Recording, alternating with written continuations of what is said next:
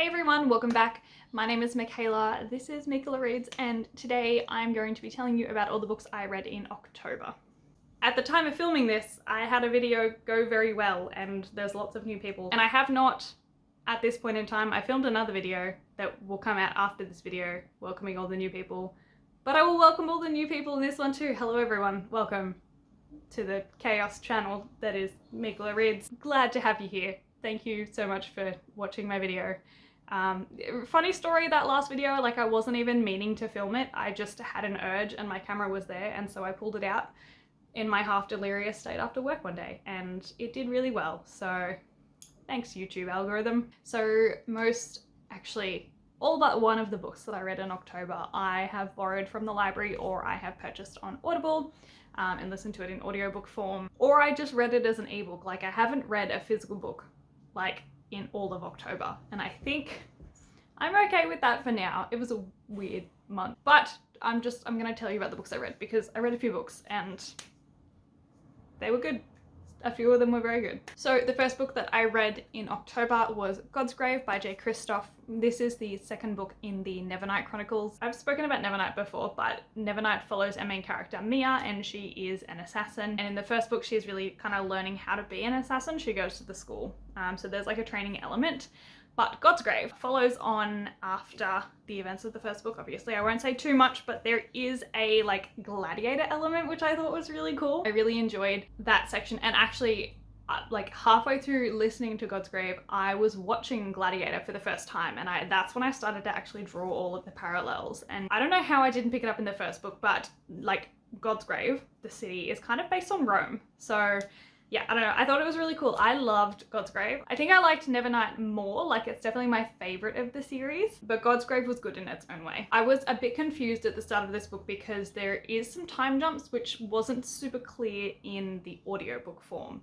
So there is like a storyline that's following directly after the events of the first book, and then there is a storyline that is like the present day sort of situation, which was very confusing, and I wasn't as invested in like the current day storyline as I was in the previous one, because obviously I just finished Nevernight. I was mostly interested in like that section of it, and like I understand why he did it, but I kind of wish that he had left it chronological and spent a bit more time in each of the stories, because we got a lot of information out of it, but I just feel like we would have got more out of each storyline if they were done sequentially and not jumping between them all the time. But I will say we jumped straight back into action, and that was great.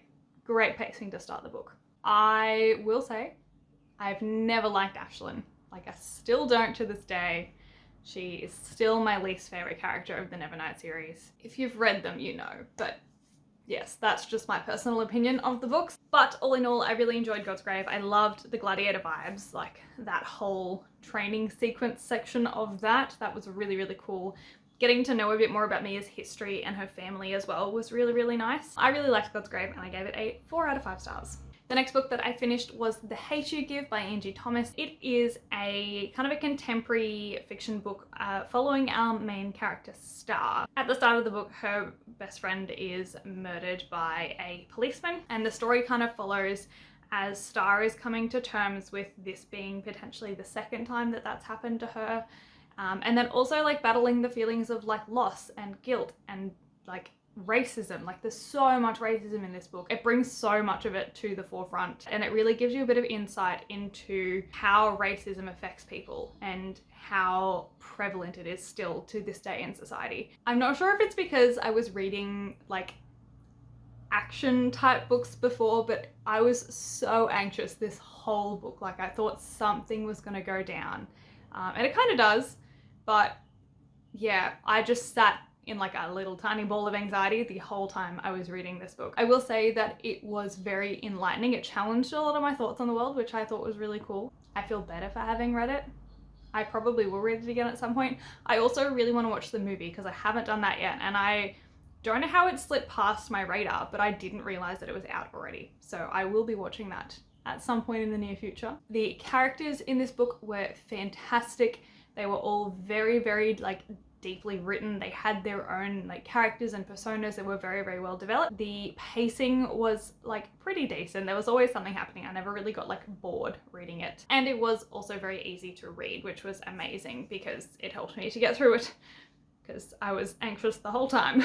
But yes, The Hate You Give was very good and I gave it a 4.5 out of 5 stars. The next is another book that I read, and I have a reading vlog for this one, so I'm not going to give you like all of my thoughts about it, but it was Malibu Rising by Taylor Jenkins Reid. This was my first Taylor Jenkins Reid book. I have not read a Taylor Jenkins Reid before, and I understand the hype now because it is very good. And like I say this about all of her books, but the way that Taylor Jenkins Reid writes books, she's so good at telling stories, and like just the way that she structures her stories as well to further facilitate the story. It's just phenomenal. And again, as with all of Taylor Jenkins Reid books, the plot of the book didn't like really interest me. I wouldn't have picked it up except for the fact that like there was so much hype about it that I just felt like I had to. And I'm really glad that I did. Taylor Jenkins Reid has this way of writing stories that I enjoy about storylines that I did not think that I would enjoy. Like A Family Full of Surfers. Not my realm of expertise or interest, but I was invested so very much. The start of this book, we get a huge history in depth of all of the families and Malibu Rising, and then also probably like, I've only read one other Taylor Jenkins Reid book at this point in time, but I'm sure all of her other books also have this focus of highlighting that humans are flawed and people are flawed and no one is wholly good or bad. And there is almost always a reason for someone being good or bad. Not excusing the good or bad. She just goes to show like the inherent human nature of people and characters in these books, which is a huge like achievement of her books, because so often like all of the books that I read, there's these characters that are just kind of perfect and things just happen to them and they don't have flaws. And all of her characters have flaws and it makes them so much better. I thoroughly enjoyed Malibu Rising. Of the two that I've read, it is currently my favorite one of Taylor Jenkins Reid's work, but I haven't read Seven Husbands of Evelyn Hugo yet, so I will get there. But I gave Malibu Rising a 4 out of 5 stars. I actually DNF'd a book this month, and it was not an intentional DNF, it was an accidental DNF. So I started reading Crown of Feathers, and I was reading a whole bunch of different stuff at the same time, and then my loan of Crown of Feathers at the library ran out, and I went back to re-borrow it, and it's gone. Like, the library app just doesn't have it anymore. Like, mine was the last loan, so it's gone now. So I might pick that up again at some point in the future if I find it and purchase it myself. However, I will not be finishing that just yet. I was so disappointed because I was just starting to get into the story as well. I think I was like maybe 30 pages in.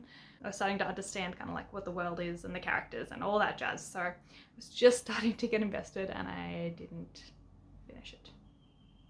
But the next book I read, I actually listened to. It was another audiobook and it was Aurora Burning by Amy Kaufman and Kristoff. This is the second in the Aurora Cycles series, which is their like newest sci-fi space chase mission book. It's a sci-fi book. This series is phenomenal. I love this series more than, if not as much as, the Illuminae Chronicles that they also did, or the Illuminae Files. This follows kind of like a group of, or like a band of misfits, like they're a group. It's very like Guardians of the Galaxy-esque, like they're all their own like individual characters. They've all got their own roles within the group, and like the group actually has set roles, like the leader and the face and the warrior and the brains and all of that kind of stuff. I'm not going to say too much about it because it spoils a lot from the first book, but basically the second book just continues the journey from the first book. There was a huge event at the end of the first book with some reveals and some losses of characters, but I do have some things, like I just have some thoughts about this book because yeah, Kristoff has done it to me again. I was reading this and there is a section in this book that one of the characters is given a cigarillo box. And like, as previously stated, I was in the middle of reading Godsgrave at that point in time as well, or had just finished reading Godsgrave. And I'm pretty sure it's Mia's cigarillo box because see, like they said, oh, what's a cigarillo? And they're like, oh, it's like a cigarette, but XYZ. Like, it's a cigarillo, like it's from the past. And I don't know, like, is it Mia's cigarillo box? Have they done a crossover? I don't know, but I was like jumping out of my seat when I read that because I was like, Crossovers, I love them. We all love crossovers. And I really hope that it gets explained a bit more. And I hope it gets more in depth. And I really hope that it is a crossover, because that would be so cool. And in this book, honestly, like, I'm reading off my notes and it's like little bits that I found really funny or hilarious, because this series is so funny. Like, there's a huge comedy aspect in it and it's very, very good. So in terms of actually reading this, I slipped straight back into the world. Obviously I was listening to it, so it was pretty easy to, but I remembered everything. Everything felt really like comfortable and familiar. It was like putting on an old sweater. And as with the first one, the pacing of this book was also very, very good. I was never really ever bored. There's a huge like mission aspect to this series as well, so that followed on really naturally. And another huge strength of both Amy Kaufman and Kristoff is that their character interactions and their character development and just character construction in general, their characters are great. Particularly in this book, I really enjoyed the character interactions, so how they all got along with each other, and then also like the introduction of new characters and how we got along with them, and then like the history about that as well. So just the characters in general are probably my favorite part of this series. And I gave Aurora Burning a 4 out of 5 stars. I'm so excited for Aurora's End, which comes out, I think this week. Maybe it's already out. I need to go check that. The next, again, I have a reading vlog for this one as well. I will leave it linked or carded or somewhere. But it is Daisy Jones and the Six by Taylor Jenkins Reid. It was my second Taylor Jenkins Reid of October, and also forever. Again, setting and focus, not something I thought I would be interested in. I'm not interested in bands or politics of bands. Very Fleetwood Mac-esque kind of thing. But I actually ended up listening to this pretty much within the span of 24 hours. It was so engaging, so gripping. Again, very like character driven, and the format of it, oh my gosh. This one's written in kind of like an interview format. So someone is interviewing the characters of the story, and they're telling the story from their perspective. And it's really cool because sometimes you would get a perspective from one of the characters, and then the next line from one of the other characters completely contradicts what that other person had said, because that was their perception of it. One thing that I thought she did really, really well as well was giving each of the characters their own voice. And I think that the fact that I listened to it with a full cast really helped that, because if I didn't have that, I may have been more confused. But with multiple point of views, I was able to kind of differentiate who was talking at what time. My favorite character from this story probably is actually Camilla. Camilla? Is that her name? Billy's wife. She's great. She was my favorite person in this book. And also, again, TV series, very excited. Sam Claflin's going to be playing Billy, so I will be watching that as soon as it comes out. Very exciting. I gave Daisy Jones and the Six a 4 out of 5 stars. The next book was another audiobook. Again, I did a lot of listening this month, not a lot of reading. It was Tokyo Ever After by Emiko Jean. This story follows our main character who lives alone with her mum, and her dad has always been out of the picture. However, at the start of the book, she learns that her dad is actually the Crown Prince of Japan, and she tries to get in contact with him, and he ends up flying her over to Japan.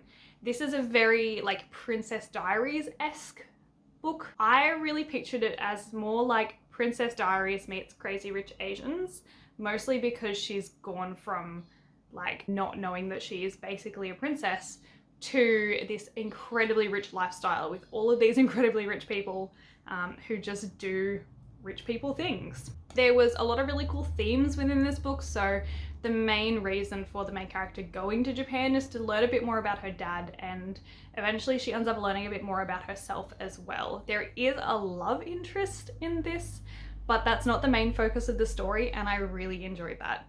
Like, it's obviously a huge plot point, but I didn't feel like it was the point of the story. So it kind of was just like a supporting storyline rather than the main storyline, which for a book in this genre, I thought was really, really cool and really well done. I do have a favorite quote from this one. Again, with the sad, depressing quotes. They're what I like, they're what I attach to. I'm gonna read it to you. So, sometimes when you're down, you can't help but try to pull others into the gutter with you. It's lonely at the bottom. So lovely. So poetic. Overall, like, it was a contemporary young adult book. I thought it was like good. And so I gave it a 3.5 out of 5 stars. I did actually pick up like the physical copy of the next book that I read, the only one this month, and it's Shadow Study by Maria B. Snyder. We're flipped, but I'm gonna insert a non-flipped picture here of it so that I can talk about it. This is the 4th book in the Poison Study series, and this one is actually set 8 years after the events at the end of the first trilogy. So it's set 8 years after Fire Study. If you are going to read the series, you do need to read the Glass series in between this, like the first Poison Study section and then this section of the Poison Study series, because there's like a lot of events that just are not explained because they're explained in the other trilogy. It's a mess. If you're interested in reading it, I will leave in the description box the order in which you are supposed to read this series to know what's happening. This was a reread for me as well. I have read this before. I read it when it first came out.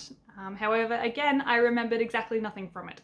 And coming off the back of reading so many really good, really well-written books, I immediately noticed that the writing, again, wasn't great. Maria B. Snyder, like, she has an amazing world that she's developed, but I don't super love the way that she's constructed the books in themselves. An example of this is the fact that in this trilogy, we have multiple point of views, which I can't remember if we had in the first trilogy, but it's present in this one, which is really cool because we get to know a bit more about the other characters, particularly Valak, we learn a lot about. But the issue that I have with it is when we're swapping between point of views, all of the other characters are third person except for Yelena, who's written in first person. So Yelena's chapters are like, I did this or I did that.